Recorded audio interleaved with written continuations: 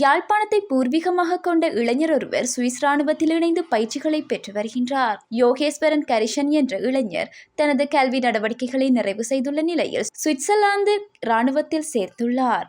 2003ஆம் ஆண்டு சுவிட்சர்லாந்தில் யோகேஸ்வரன் கரிசன் பிறந்துள்ளார். அவரின் பெற்றோர்கள் இலங்கையில் இருந்து புலம்பெயர்ந்து சென்று அங்கு குடியேறியுள்ளனர். தனது நாட்டு இளைஞர் யுவதிகள் கட்டாயம் 1 ஆண்டு ராணுவத்தில் இணைந்து சேவையாற்ற வேண்டும் என்ற சட்டத்தை சுவிட்சர்லாந்து அரசு நடைமுறைப்படுத்தியுள்ளது.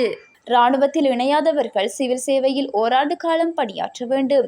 இவ்வாறு பயிற்சிகளை நிறைவு செய்யும் இளைஞர் யுவதிகள் யுத்தம் மற்றும் அவசர காலத்தின் போது மீளவும் இராணுவத்திற்கு அழைக்கப்படுவார்கள் என்பதும் குறிப்பிடத்தக்கது.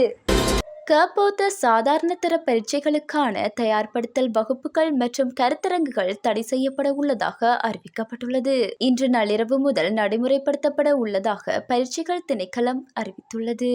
பரீட்சைகள் திணைக்களம் வெளியிட்ட அறிவித்தலில் மேலும் குறிப்பிடுகையில், ஏப்ரல் 30 முதல் 2023ஆம் ஆண்டிற்கான கபோத சாதாரண தர பரீட்சைகள் முடியும் வரை பரீட்சைக்கு தயார்படுத்தும் அனைத்து பயிற்சி வகுப்புகள் மற்றும் கருத்தரங்குகள் மற்றும் செயலமர்வுகள் தடை செய்யப்படும் என திணைக்களம் அறிவித்துள்ளது.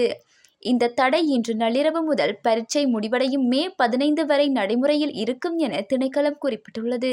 மேலும் இந்த உத்தரவை மீறும் நபர்கள் அல்லது நிறுவனங்கள் மீது கடுமையான நடவடிக்கை எடுக்கப்படும் என பரீட்சைகள் திணைக்களம் அறிவித்துள்ளது. நாட்டின் ஏற்றுமதி வருமானம் அதிகரித்துள்ளதாக மத்திய வங்கி தெரிவித்துள்ளது. கடந்த வருடத்துடன் ஒப்பிடுகையில் ஏற்றுமதி வருமானம் அதிகரித்துள்ளதுடன் இறக்குமதி செலவுகளும் அதிகரித்துள்ளதாகவும் மத்திய வங்கி தெரிவித்துள்ளது.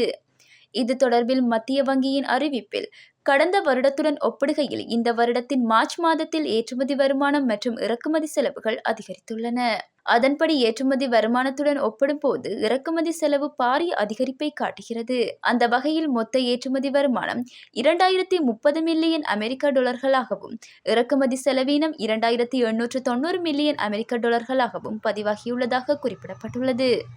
முன்கோபம் கொண்ட இளைஞனொருவர் சடுதியான ஆவேசம் காரணமாக தனது மூத்த சகோதரரை கூரிய கத்தரியால் குத்தி கொலை செய்துள்ளார். ரத்தினபுரி மாவட்டத்தின் குறிவிட்ட பிரதேசத்தில் இந்த சம்பவம் நடைபெற்றுள்ளது. 17 மற்றும் 19 வயதான உடன் பிறந்த சகோதரர்களான இளைஞர்கள் இருவருக்கு மத்தியில் ஏற்பட்ட வாக்குவாதம் முற்றியதில் கோபமடைந்த இளைஞர் கூரிய கத்தரியினால் தனது மூத்த சகோதரரை சரமாரியாக குத்தியுள்ளார். இதனை அடுத்து உடனடியாக மருத்துவமனைக்கு எடுத்துச் செல்லப்பட்ட 19 வயதான மூத்த சகோதரர் சிகிச்சை பலனின்றி உயிரிழந்துள்ளார்.